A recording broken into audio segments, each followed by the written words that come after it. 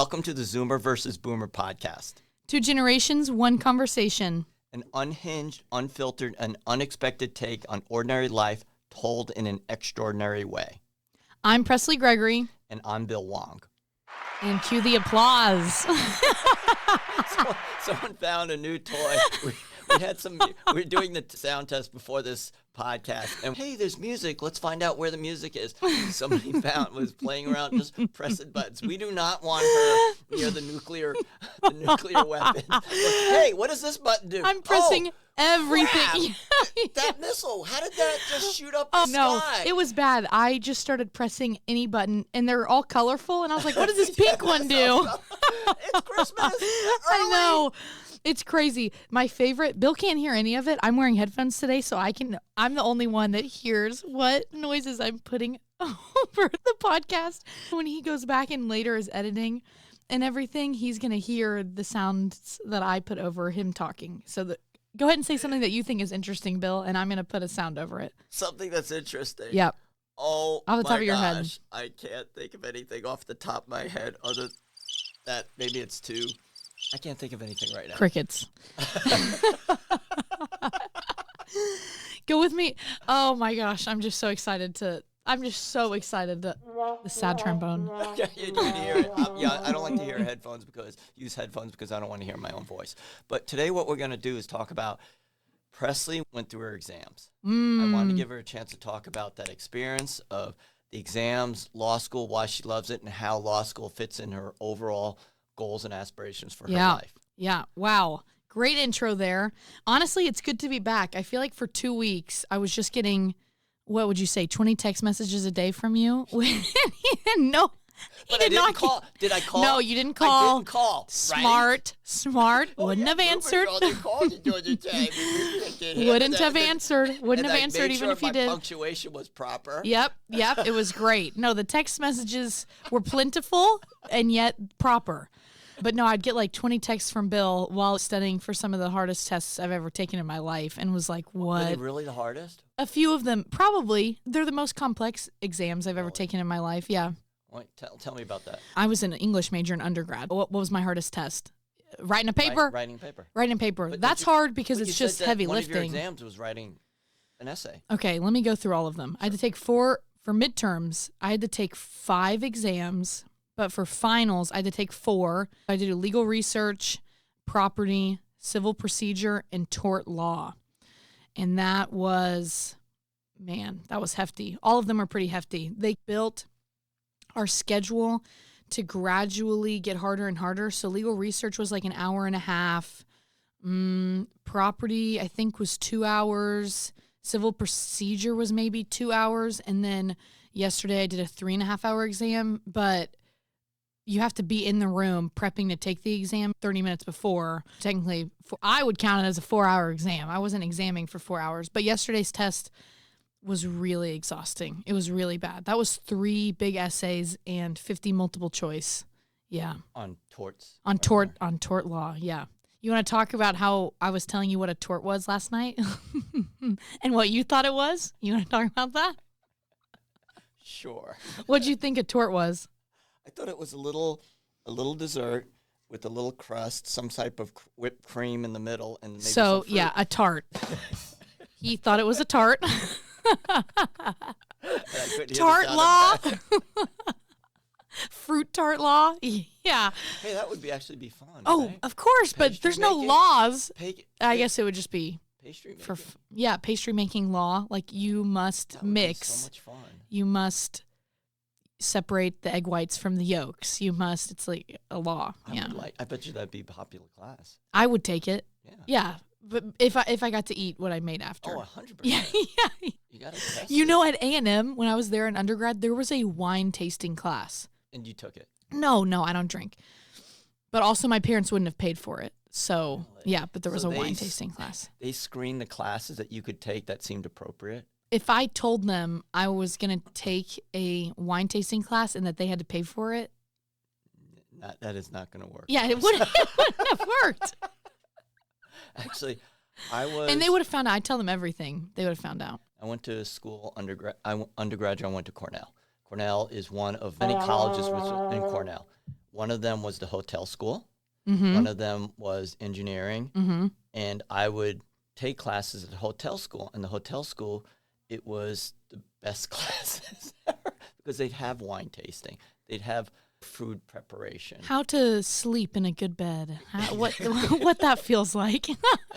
He's taking naps so we can know what future hotel customers have to go through in the bed. Even though I was doing business, you want to have a little liberal arts education. Mm-hmm, mm-hmm.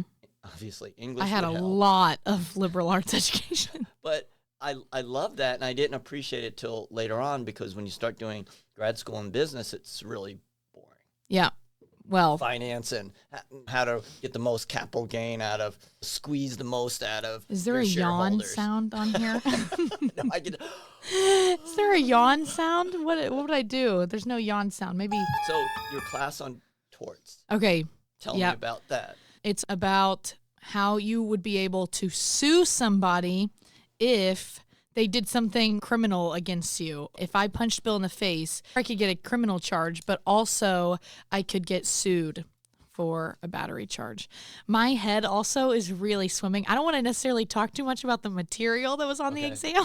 Because you still have you overcome. I mean, when I used to take my exams, I'd have to sleep. I'd go home. Yeah. And I'd have to sleep for 12 to 14 hours. Yeah. And Well, my I didn't mom get would- that because I got a wake up text from you this morning that said, get ready for the podcast. So I didn't get to I sleep did for not, 12. Not this morning. Well, I saw you last night, and so the last thought that I had in my head was, I have to be up at 9. I have to be up at 9. So I'm glad that you would go to sleep for 12 hours post-exam. But no, I did gotta not get tell that. you that even though I probably was handling you, He's been using that term so much recently. But it's true. It's literally true. that was like, hey, you're going out of town. Let's do these Yeah. podcasts. Oh, he totally And then handled me. Then I put it out there. Yeah, let's maybe record a couple And I would hours. send a thumbs up, and that would be it. Right? Yeah. And the thing that got me, which I was so impressed with, Presley, that you were okay with doing a couple hours of podcast recording. Oh yeah. Well, it's a great hobby. I think it's so much fun, and people think that it's interesting of me, and the performer in me loves the attention. I know. One time you made a comment. You made a comment that was really projecting. Oh yeah. Which one? I'm sure. Why are you turning away and laughing? Laugh into the mic. Laugh into the mic. He's killing me. No, if anything, am a performer. If anything, I'm doing it for an audience. That's what I tell Zach all the time. If I'm by myself, I don't know if you would ever think this of me. If I'm by myself, I'm completely still, quiet, still, not interesting.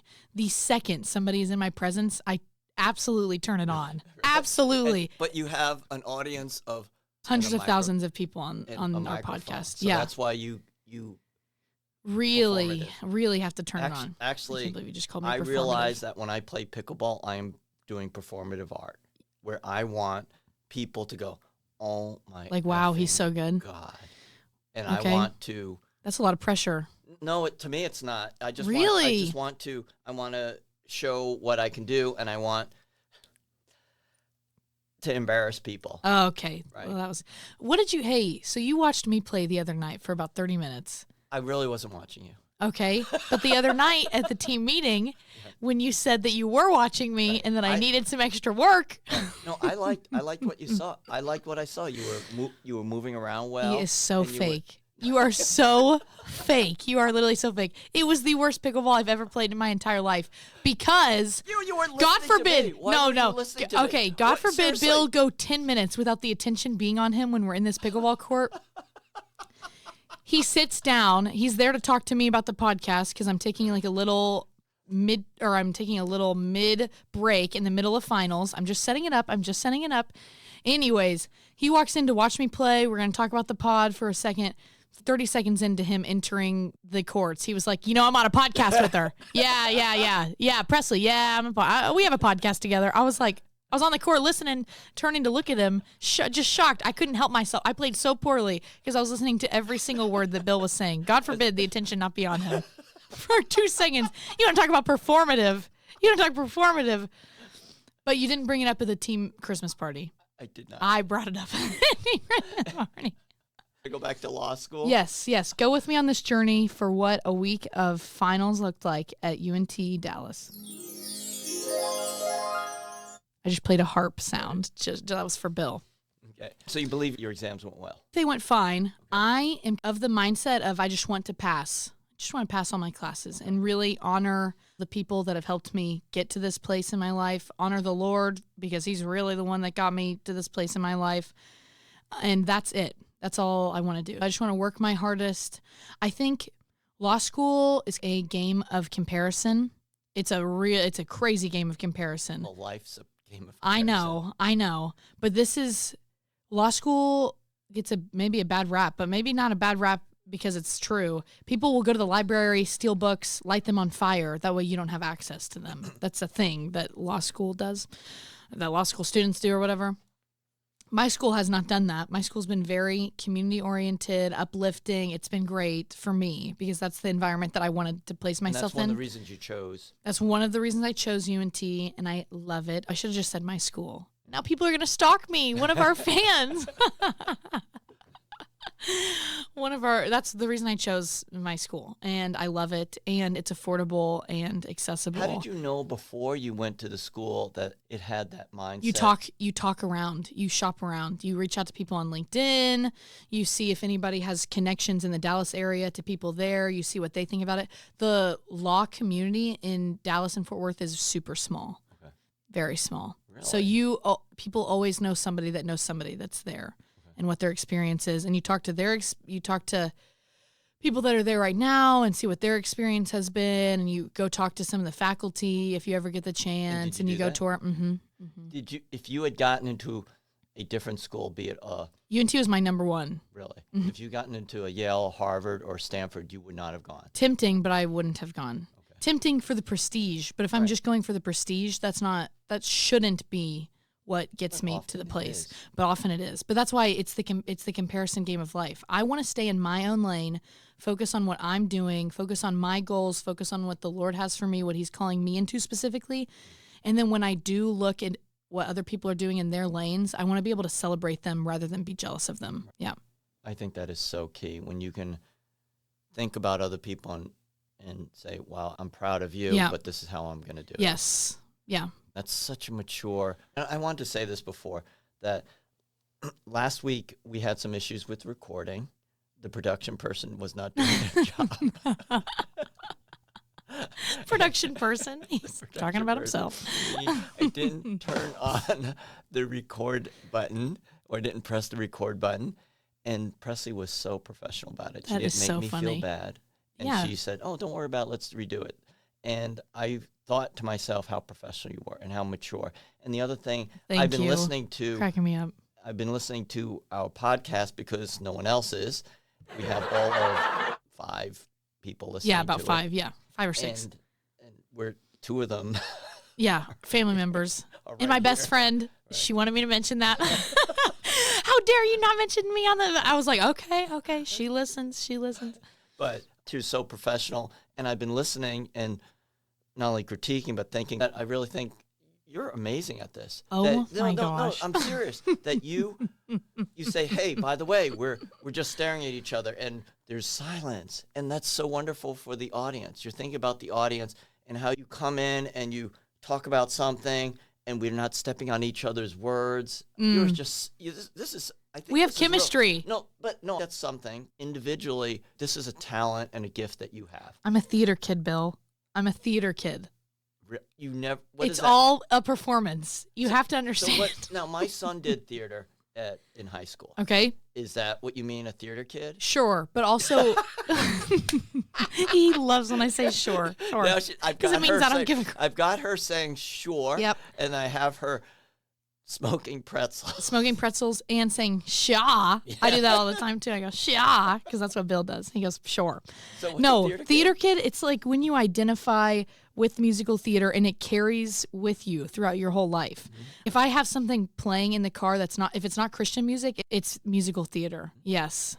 That's what that is. I love it. Yeah, I'm saturated in it. My life is saturated in it. If I ever get the chance to go to any shows, that's what I'm doing. Did you do theater in high school? I did theater in high school. everybody says I was typecast in high school because I was cast as the hag. That's the only role I ever got in high school theater. Okay. Other than that, I was on tech team or something, or a backstage hand or whatever, a stagehand. I love that. I loved being the hag. No, you loved doing the theater because my son loved doing theater. I loved the spotlight. I think that's. And that's why we're talking about law school. And that's why we're talking about law school. I needed to get a lot of just talking about me off of my chest, I think. I just haven't had an audience in a while. It's good to be back. That's why I wanted to do this episode, because this is all about you. All right about now, me. Girl, you guys, my head's not going to be able to fit when I leave this room. All the questions, and I want to... Yeah. Oh, I'm going there. I'm going there. What? Theater. Well, yeah, theater. But I think I told you that sometimes I'll have my inner voice when I'm testing try to distract me from my test, and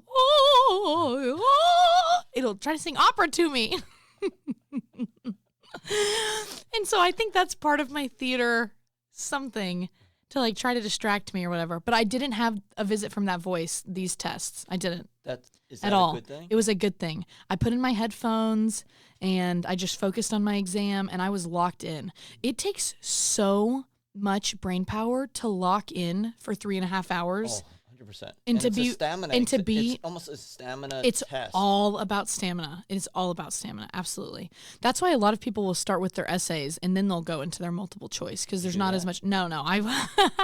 Nope. I did multiple choice. I like going with the flow of the exam. And if I don't know one of them, I put an answer down that I think is the best answer and I flag it and then I'll go back to it at the end. That's what I do. But I like to go one by one to work my way through because I think of it as a giant mountain in front of me, and I just have to one step in front of the other until you peak, and then the rest is downhill. The downhill for me was the last essay that I had to write on this torts exam. I started tearing up, and I need to focus because the fact.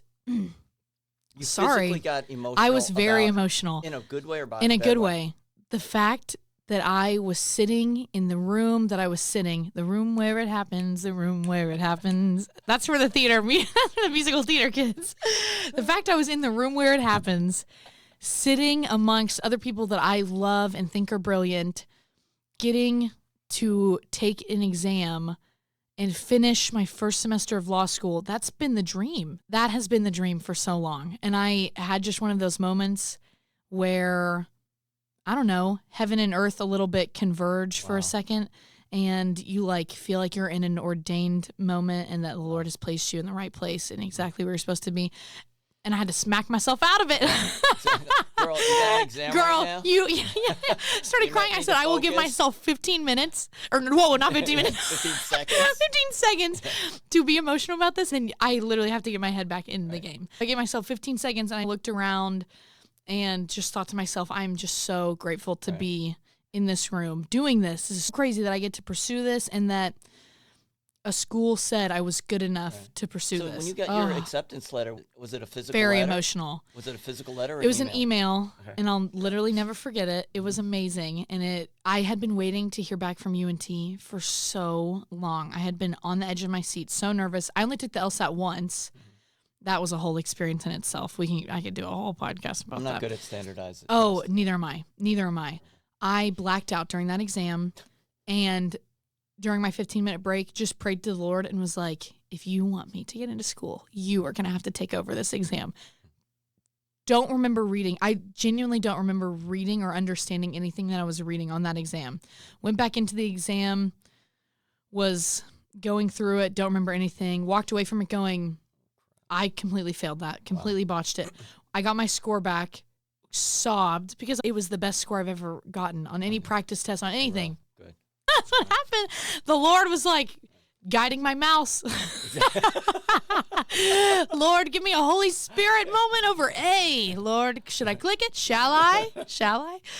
Anyways, I got the best score I've ever gotten, and then applied to school with my resume. And congratulations. It was congratulations. Well, actually, how I got it from UNT, this is insane, but the actual congratulations email went to my junk email, which is insane. So I didn't see it. And that happened 30 minutes before I got the second follow-up email from the dean of our school that said, again, congratulations. We're so excited to have you. Here's some things you need to know. And I was like, again, congratulations. What's the first one? Again, right? congratulations. Anyway, I went through my email and I found it in the junk bin or whatever. And oh my gosh, so excited. Couldn't believe it. What's the man. What's the class? What's your class size? My class size right now, I think we have 81 right now. Oh my God. Very it's that small. small. Very small. 81 for my 1L class. Apparently, this was the most competitive year across the nation to get into law school. The most competitive year they've ever had. Probably because they changed the LSAT. They took logic games off of the LSAT. Now it's just, that doesn't mean anything to you, but to any of the LSAT nerds. They took logic games. Okay, a logic game is, they would give you facts. Bill sat next to Presley. Presley sat next to Julia. Julia sat next to Brian. Brian had one seat in between him and Ryan or whatever. So, and then you have to figure out where. Who's and the then, likely person to be having sex? What? Honestly, they were pretty out of pocket. Hold on, I'll give you a laughter for that. Or should I do a rim shot? A rim shot would be funnier. Yeah. Nice. Which two are supposedly going to be getting into law school? Exactly. That's hilarious because honestly, they would give you a fact pattern like that, and then the question stem would be like, who's more likely to be smoking? And I was like, what? No, nobody. Yeah. It was so out of the blue like that. Crazy that you said. Crazy. Which of the two is supposed to be like most likely to hook up? To hook up. Out of the two, who have the hottest bodies? I'm like, what? Anyways, so that was the LSAT. Got done with it. Thank God. Got into school. Yeah. Let's talk about this. Okay. No, I'm going to talk about it if you're going to sit here in the studio and rub your pectorals in my face. Legit. Bill. Talk about law school. No, we need to do this story. Bill recently, aside from having experiences, shall we say, in the hot tub, hot tub experiences and experimenting in the hot tub. I love how I just phrased it, experimenting in the hot tub. He instead has recently come out with tales of other males in the locker room. And I think we need to go over locker room etiquette, right? Yes, sure. Locker room etiquette. Right. He was walking past a man the other day who was what? Taking pictures of himself, his body. Now, I'll be honest with you. If I had his body, I probably would be taking pictures. But would you myself. rub your pectorals? I probably would not. Okay, yeah. See, that's the difference. The picture's fine. Right. The rubbing the pectorals. No, I would never, but I'm a boomer.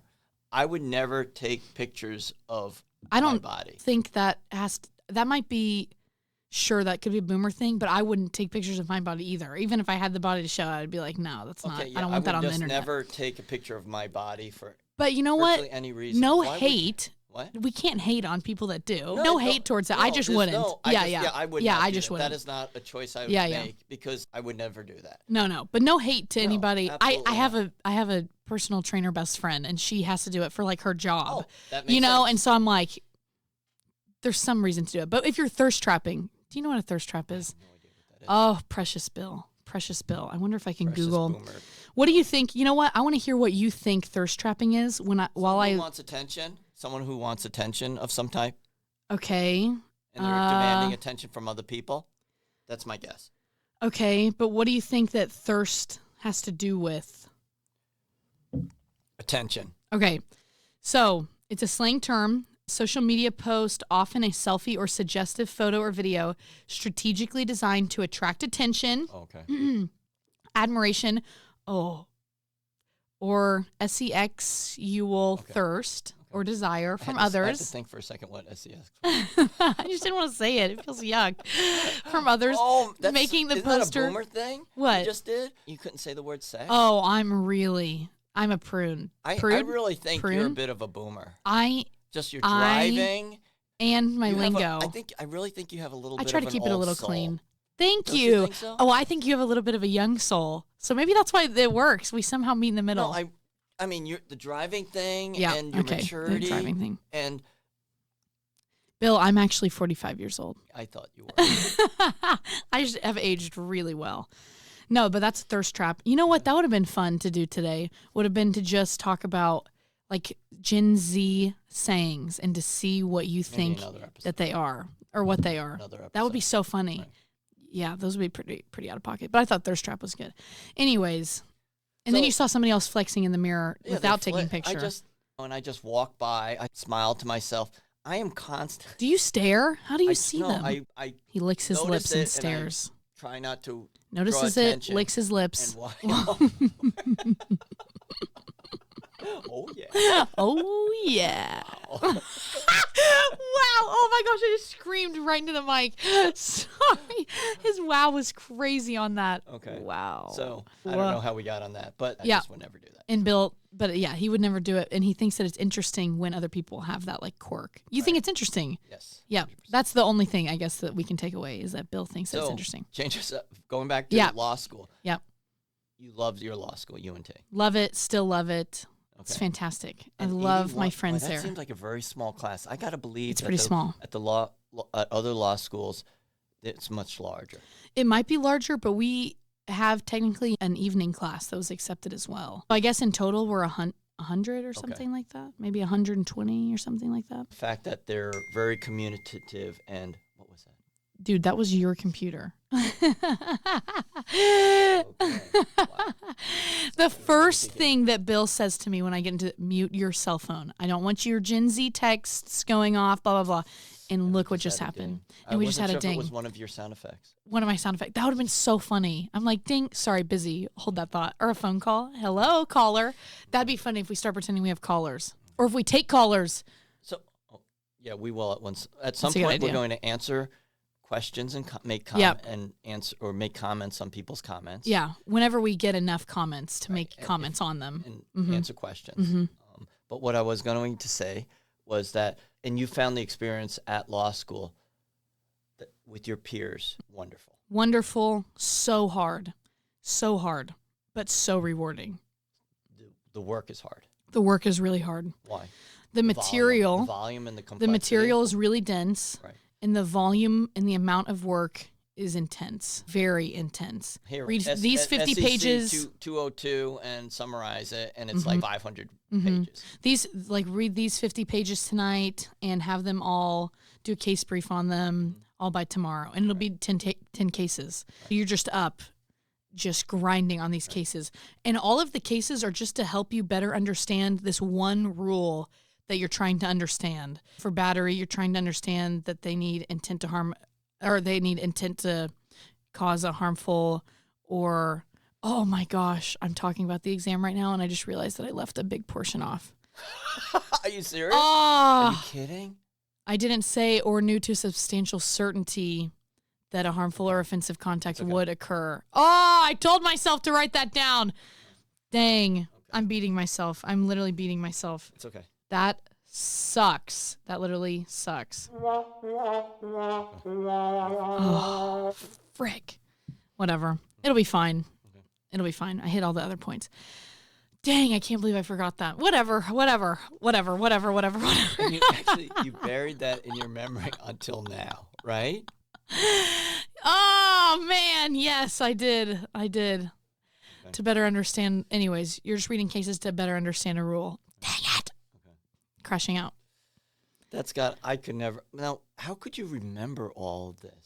It's so crazy. You don't realize how much you remember until you're on the exam. But they say that handwriting notes really helps. Right. And that's what I do. I'll sit in lecture. Okay, if I could give anybody advice, go to every single lecture, listen to the conversation, engage in the conversation, and I love my handwritten notes. Do handwritten notes. And then recently I've also invested I have a standing desk that has a glass top. And so I'll write in expo markers. And you got markers. And I got expo markers at our team Christmas party. So I was very excited about that. I'll write on my glass top expo markers and do all of the problems, adding all of the rules to the fact pattern that I have ahead of me, and do all that sort of stuff to work out the problems. And I just recently invested in a tiny little whiteboard that I can take with me to class now to do the problems on the board. The whiteboard. I'm very like excited. 8.5 by 11. Oh yeah, it's the same size as a piece of paper. Oh my God. I'm going to take it to class with me, and so I Now, can do are the you problems able on to the board. Computerize that, so if you have a whiteboard, you're able to put it into your notes. Mm. Seriously, they have that kind of thing. They have a whiteboard that I could do that Yeah, with? so it's basically a whiteboard, but it's electronic, where you can do a whiteboard and you can put it into a note. That's really a thing. That's interesting. Wouldn't that be That's great? cool. That's a great idea. That's a good too, idea. right? Yeah, that's a good idea. And then all of a sudden you. I don't know if made I would like it notes. as much. I don't know. I don't know. I need to think about it. Yeah. Anyways, so taking everything that I've learned from this semester, I now get to apply what worked and what didn't work to my next semester. Sure. I only anticipate it going up from here. Absolutely. Again, we'll record another podcast, obviously, at the end of that semester and see if it went up or down. Now, a lot of people, I would think, come to law school with varying Backgrounds. And education. Yeah. You went. I have a 60-year-old in my class, and he's amazing. He's a pastor, and we have a mom who has a high school age student who was boomer. Is the pastor very boomer?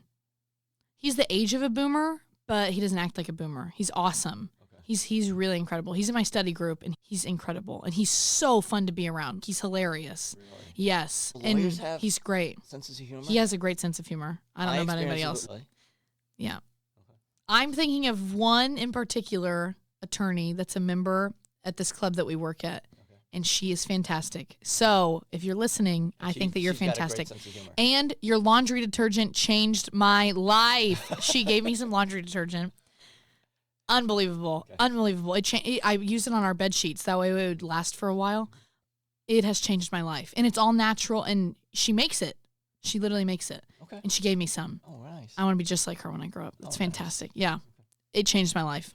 I need the recipe. So you feel that your undergraduate in English prepared you well for law Not school? At all. Really? So what would you rather have done, or what would... There's nothing that can prepare you, really. Just get an undergrad degree. That's terrible. There's nothing that... Something that's a great combo of like liberal arts and being a STEM major, I think would have prepared me well. Okay. Other than that, nothing really can prepare. It is its own beast. It's crazy, but you can do it. A lot of the lawyers I've talked to, they have to become sometimes experts in a certain industry. That's the other thing. If you want to go into something that's expert-like, then probably go in with a STEM background or something. Right. For example, you're going to be at corporate law, but you're focusing on oil and gas. To have some understanding of... You should do engineering. Exactly, or chemical engineering. It depends on what type of law you want to practice. I went for nonprofit work. I just want to be a lawyer. Now, why don't you talk about that? Why I want to do nonprofit work? We didn't have a chance. We barely touched it. Why don't you talk about that? I went on a 9-month trip called the World Race after high school. It was a gap year program, and I got to travel to Thailand, Malaysia, Costa Rica, and Ecuador. You're giving me the blank. No, that's okay. Great. That's awesome. Five or 6 different countries. He was Gen Z staring me. No, yes, you were. That's great. You went to 5 or 6 countries. All for nonprofit work.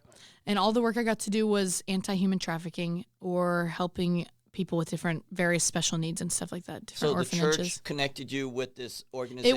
It wasn't through a church. It's just a nonprofit organization that does like mission work. Okay. It makes me sound like I'm Mormon. No hate to any Mormons. I'm just not Mormon. Okay. I'm just non-denominational Christian. Anyways, that's how I met Zach. We met on that trip.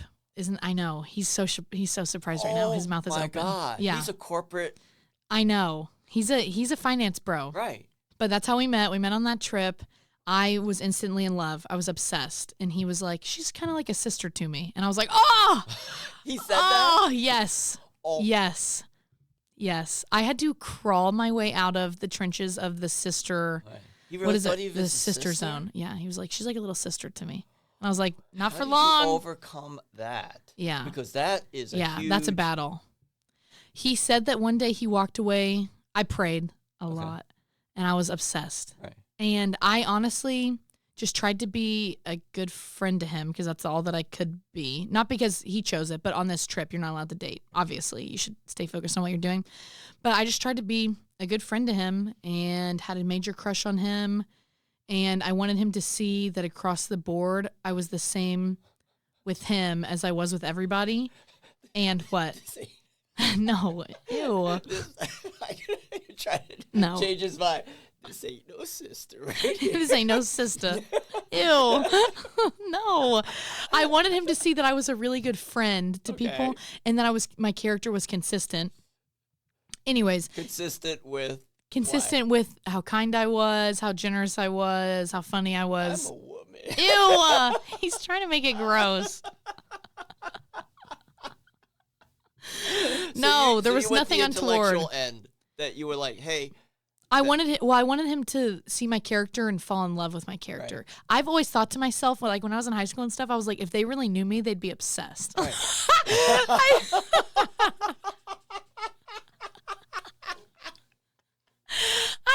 only used to think that. And so in this case, I was like, if he really knew me, he'd be obsessed. I was like, okay, I need to get him to know me because I think I have a great person. No, you have an awesome personality. I know, but I can't be saying that. That's just crazy to say. Anyways, he said he walked away from a conversation with me at one point and just thought to himself, oh, I would love to be around this girl for the rest of my life. She's so much fun to be around. Wow. And then he was like, oh, I could, if I wanted to be around her for the rest of my life, I could be around her for the rest of my life.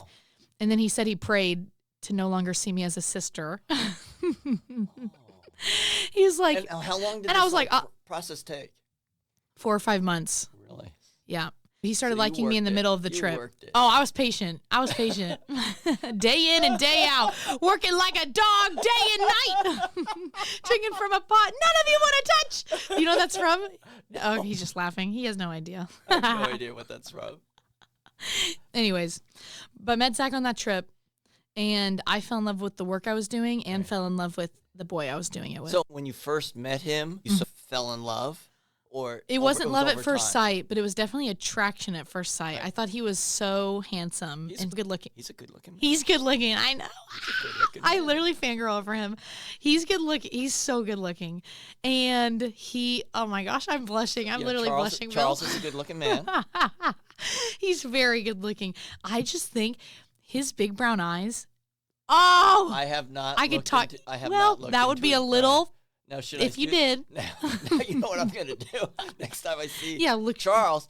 I'm like, he makes this Gen Z, he makes this little puppy dog eye stare that Bill does. Then he's going to say, Presley, like Bill was looking at me really directly into my eyes. Maybe a little well, what's really going to creep you out next is I love his lips. I love his mouth. I love his mouth. He has these big lips, and they're just so cute when he smiles. Now I can't look at him. I was gonna watch this, and his abs and his arms. Please stop. Go ahead and check that out. And his butt. No. What are you gonna do? What are you gonna do? Every time I see him in the free, I'm gonna walk away and go walk in a away different the complete other direction. Totally He's gonna be like, Presley, Bill's avoiding me. Yeah, exactly. Sweetie, it's because I sexualized you. Yeah. Now I can't even. All right. Anyways, I think he's so attractive. I hope he's not gonna. But he wore V-necks. Okay. That's an ick. That's a what? An ick. Oh, V-necks are bad. Like an ick. Yeah. No, an ick is like, ooh, like, ooh, ick. Like, I'm not into it. Because it's too... It was like a V-neck on a younger guy, right? No, you're good. Ew, Bill. Right. He's trying to make a V-neck out of his shirt right now. Why is he grabbing the scissors? No, Bill, don't cut your shirt. No, I have to avoid Charles now. Okay, that's... And avoid V-necks at all costs. Men shouldn't wear V-necks. Yeah. No. Unless you're Damon Salvatore. You don't know who that is either. I have no idea. That's for the Gen Zers out there. You're welcome, ladies. Okay. I do not know who that is. Okay. I don't think I care. He's a vampire, okay? Is he really? He plays a vampire. He plays a vampire on Vampire Diaries. He's one of the... it doesn't matter. No. Anyways. Sorry about that. Yeah. Okay. Yep. Fell in love with the work I was doing. That's where we were going. Right. It was all anti-human trafficking. Marvelous. That was the first time... So what does that look like, anti-human trafficking? Okay. Mm-hmm. Do you actually go to places to try to educate people? Do you actually go into... The work that I got to do, because I wasn't a long-term team, was working with the women once they were already in the safe house. Right. And they've already been extracted. Yeah, they're already in the safe house. Eventually, I want to be a long-term team to try to extract them. Tries to do extractions, that tries to give them resources, that tries to actually help in those specific areas. I'd love to go to Asia, the Middle East, somewhere over there. More of a problem because I've heard it's a lot more prevalent in Western countries than people. Oh, than people know or think. Yeah, exactly. Totally. And I would think that in third world countries or in Southeast Asia, that it is a problem. It's a problem everywhere. Yeah, it's a problem everywhere. I think the other facet of what I like is I love prison ministry as well. So I would love what? Go ahead. What? I do love prison ministry. I know you do, and there's someone who does that. And yeah. Oh. I have a huge passion for prison ministry. Should we talk about that? Anyways, I don't know. You too can specific. Talk about prison ministry. Okay. Okay. What and why? What? Oh, it's both human trafficking and imprisonment. So I love to do rehabilitation for survivors of trafficking. I would love to do rehabilitation for traffickers also. Help them. And it from a holistic standpoint, we're never going to stop trafficking if we don't first look at the traffickers, The bad people. the bad people. And I think, yeah, he's pointing at himself. He's pointing at himself and has this knowing, glazed, smiley look over his face. And he's just nodding very slowly. Yeah, the bad people. But which, aren't we all bad people? Maybe 4 years ago, I had a reckoning with the Lord where Jesus died on the cross, and I was only letting his blood cover so much. You were not allowing it to fully embrace. Not me, but I think I was looking at it as still good versus evil rather than all of us, as in people, humanity, versus the actual enemy and sin. The second that I realized that Jesus' blood covers it all, even if it doesn't cover it all, then what does it cover? You lost me. Okay, I didn't okay. get that. Let me go again. Let me try to break this down for you. Sure. More simple-minded. I realized that if Christ died on the cross and his blood is supposed to cover all sins, supposed to cover all of the sins, I was only applying that blood to people that I thought were worthy of it, people that have turned from doing something that's not as bad as trafficking, like doing drugs or something. Like, yes, of course, the Lord forgives you or whatever. And I think when you look at people or a group of people that the entire world would say, lost cause, the most evil, scummy people on the entire planet, and you then don't think to yourself, well, Jesus died for them too, I think you're missing a giant part of the gospel. I think that those are the kind of the people, the exact people that it came for were those people. I thought that if I go into wanting to work anti-human trafficking and I only approach it from a standpoint of wanting to help survivors, and I don't approach it thinking to myself, well, Christ came for the traffickers as well, then I think I'm missing the point. I'm going to change the subject just a tad. Oh, yeah, completely, please. No, just a tad. Our symbol that for our podcast is yin yang, where there's good and evil. Yeah. And you can't have one without the other, and there's some evil within the good, some good within the evil. That's that symbol. And it's constantly flowing and pushing back, and it's continuous. And so why don't you talk about how what you just said about the blood not totally covering, because there's good and evil in all of us. Yeah. Whether we like it or not. No, of course. We're all born sinners. Right. Yeah. I'm not following you, what you're talking about, the blood covering. Yeah. I'm trying to say, you set me up. That's good. He's such a good listener, you guys. He's literally such a good listener. I'll give an applause for you. Here we go. For being a good listener. Okay. When I talk about the blood covering all, I mean that it's enough for if you want your sins forgiven that they can be. It's not that everybody now on the entire planet Earth is covered by the blood and everybody gets to go to heaven because everybody's not a sinner. Because Jesus died for everybody's sins. It's that the blood is offered to anybody who wants it. Jesus, in relationship with him, is offered, and forgiveness is offered, and grace is offered to anybody who wants it for themselves. I always loved, and maybe my understanding of hell and heaven or whatever have matured since growing up. I always thought hell's just going to be like, oh, it's just going to be this burning, you're just going to be fire and everything. Yeah. And I think the more I've grown up and the more I've listened to this guy his name's Cliff Connectley. He's fantastic. I love him. Listen to anything that he does. He has a podcast too. But anyways, he just talks about how God gives you what you want. If you don't want eternity with him, then that's what it'll be like. It's just you not having eternity with God. You having separation from God because that's what you wanted. You didn't want God. To me, pursuing the sinner, that's all that Jesus came down to do, was to pursue the sinner, was to dine with the sinners.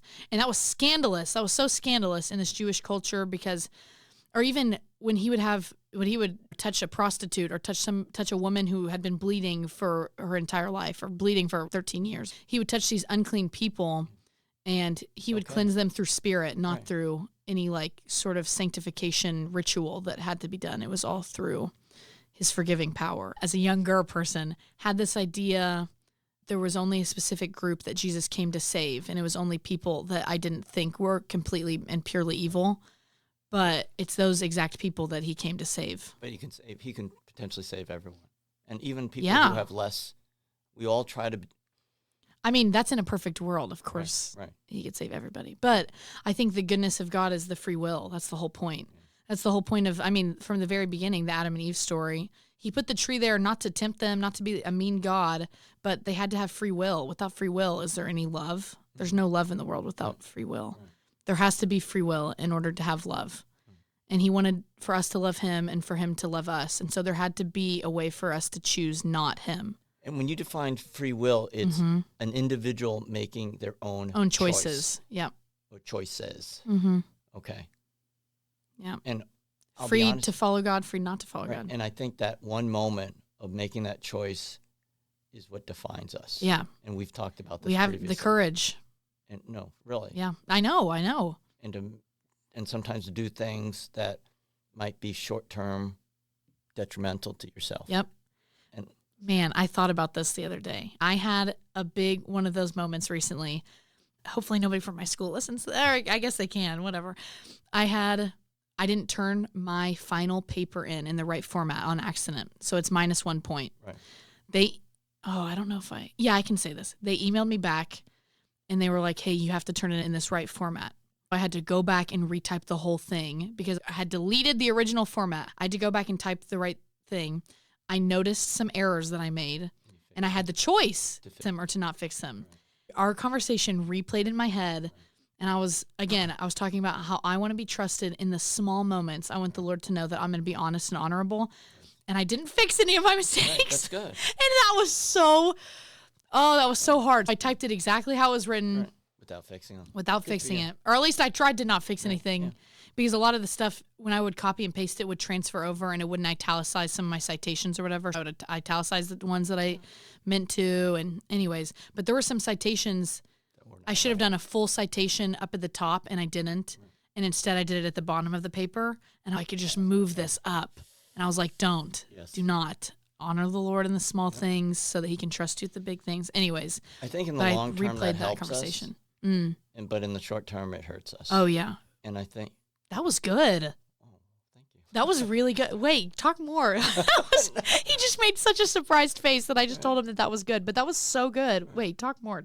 No, and I think that a lot of times we have those choices. And so many times, and they're invisible. They're invisible to most of us. And to do the right thing, just even something as...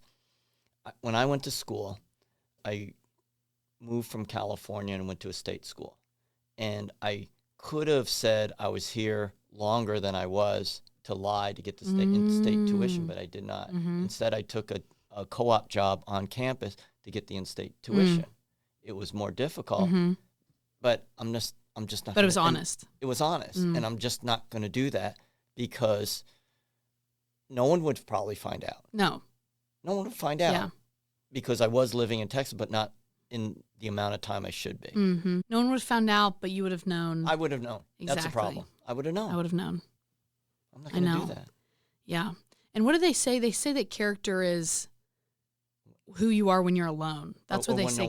When no one's watching. Exactly. When no one's watching, but you're watching. But you're watching all the time. Yeah. You should be watching. Yeah. And you should know what's right and wrong. And if you don't, that's the problem. Yeah. Because you have to have a moral compass. You have to have a moral compass. And, sometimes we get off the track. And sometimes we're walking down a field and there's little landmines. And you do get off the track sometimes. But you need to ultimately go in that direction that you believe you need to go. And how do you think, what's in your wisdom? That's how I say old age.